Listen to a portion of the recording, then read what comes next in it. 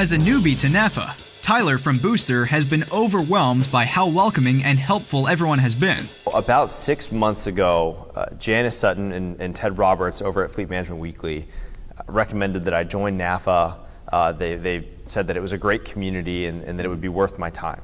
And so what I did, I attended my first NAFA conference in Orange County, and I was blown away by how welcoming the fleet community was and how helpful NAFA has been.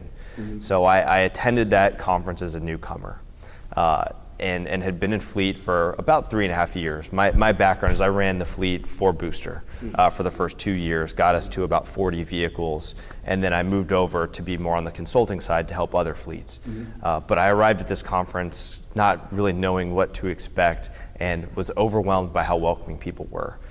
I saw competitors, right? Competitors within the fuel card space and the fleet management space working actively together and cooperating and sharing best practices. Mm-hmm. And I came from the finance world. You don't see that across banks. Mm-hmm. or across private equity companies. Mm-hmm. So it was a really amazing experience to meet all of these fleet professionals, have them do kind of 3 things for me. So they welcomed me into the community and they tried to introduce me to people who could benefit from our service.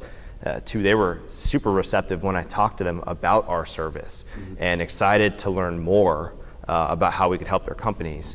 And then 3, they wanted to help me as a former fleet manager with my fleet, right? And give me the best practices that they had seen in the industry. Mm-hmm. So just an amazing experience, great NAFA community.